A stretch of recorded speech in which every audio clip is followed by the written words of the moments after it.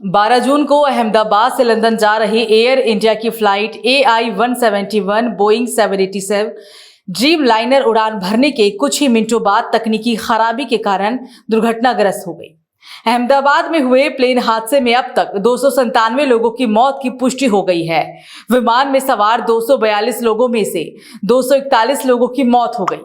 हादसे में सिर्फ एक यात्री की जान बच पाई। मृतकों में 229 लोग यात्री थे, जबकि 12 विमान के क्रू मेंबर्स थे। इसके अलावा प्लेन क्रैश करने के बाद जिस मेडिकल कॉलेज के हॉस्टल पर यह गिरा था, वहां मौजूद 56 लोगों की भी जान चली गई। प्रधानमंत्री नरेंद्र मोदी हादसे वाली जगह पर पहुंचे। कल गृह मंत्री अमित शाह ने मौके पर पहुंचकर हालात का जायजा लिया था। इस बीच विमान हादसे की भी जांच की बात तेज हो गई है। सरकार ने जांच के लिए हाई लेवल कमेटी बनाई है। अहमदाबाद में क्षतिग्रस्त विमान के मलबे से डीवीआर मिल गया है। एटीएस अधिकारी को ये डीवीआर मिला है। विमान हादसे की जांच अब और भी तेजी से आगे की ओर बढ़ेगी। इस डीवीआर के माध्यम से हादसे की वजह का भी पता लग सकता है। हालांकि इस हादसे के बाद एक चमत्कारी घटना भी सामने आई। विमान के मलबे से श्रीमद् भगवत गीता की एक प्रति पूरी तरह से सुरक्षित पाई गई। चर्चित यूट्यूबर मनीष कश्यप ने सोशल मीडिया एक्स पर एक 10 सेकंड का वीडियो शेयर किया। वीडियो में एक युवक के हाथ में भगवत गीता को साफ तौर पर देखा जा सकता है।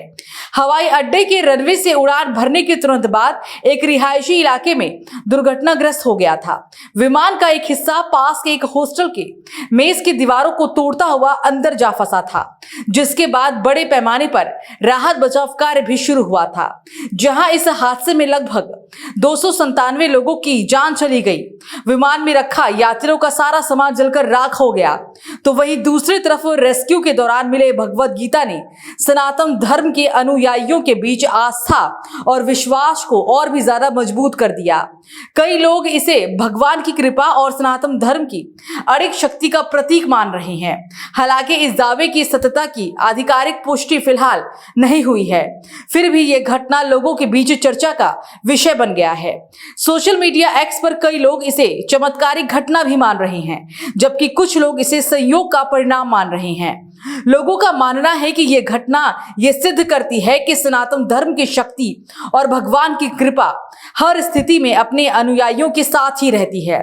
यह घटना एक उदाहरण है कि आस्था और विश्वास के साथ जीवन में किसी भी संकट का सामना किया जा सकता है।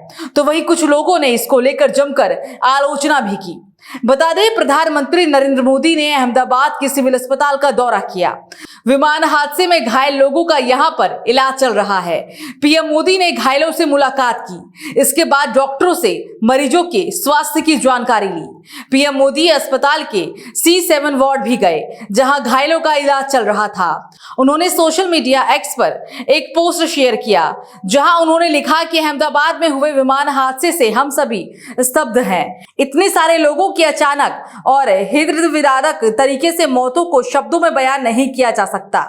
सभी शोक संतप्त परिवारों के प्रति संवेदनाएं।